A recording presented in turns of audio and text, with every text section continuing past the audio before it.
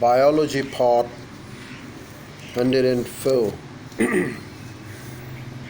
A major step in evolutionary development from simple nerve nets is grouping of the neuron cell bodies into structures called ganglia, singular ganglion. This shortens the communication distance between individual neurons and allows them to form more interconnections. In addition, it proves that the basis for two important trends in evolution of the nervous systems. Well, first of all, we got to talk about the centralization, and thereafter we'll talk about the cephalization. Well, first talk about the centralization. This is the gathering together of the ganglia to form a definite central nervous system, CNS, containing almost all the neuron cells bodies. The CNS communicates with the sense organs and with the rest of the body by means of peripheral nervous system. This consists of bundles of fibers called nerves. Within the nerves, some fibers carry sensory information inwards towards the CNS, which is efferent fibers, while the others carry motor information outward, muscles and glands, efferent fibers. Number 2 is cephalization. This is the tendency of more and more structures to be located at the front of the organisms, forming a distinct head region for the nervous system. That means that increasing number of ganglia are concentrated together to form a brain. Efferent impulses reach the brain from the sense organs such as the ears and from various chemical stimulated sense organs, which are also located in the head. Basic organization of vertebrate nervous system.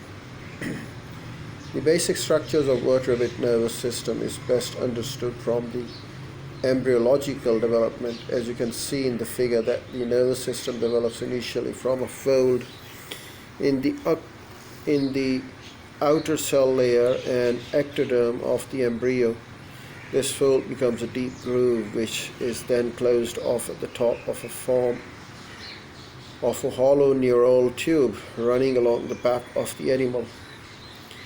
Thin rods of the additional nervous tissue called neural crest material lie next to the neural tube on either side. Our development proceeds. Nerve fibers grow out from the neural tube and also from the neuron cell bodies which originate the neural crest.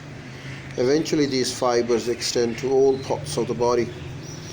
The anterior end of the neural tube becomes the brain with its corresponding cranial nerves, while the remainder of the tube develops into the spinal cord with corresponding spinal nerves. This arrangement is illustrated in the figure 2.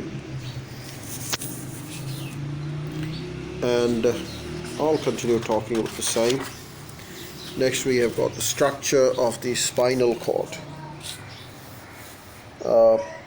In an adult person, the spinal cord is glistening white structure about 45 cm long and up to 2 cm in diameter, as shown in the figure. It passes through the neural canal present in each vertebra and is surrounded by bone for most of its length. The spinal nerves carrying the nerve impulses to and from the cord emerge through small spaces between adjacent vertebrates. This pattern represents the remains of the segmented organization, which is clear in the embryo but becomes less visible as the development proceeds. Each spinal nerve is derived from the spinal cord by two separate connections called the dorsal root and ventral root, which join together, and the spinal nerves are mixed nerves, that is, each contain nerve fibers from both sensory and motor neurons. The sensory fibers enter the spinal cord exclusively, while the dorsal root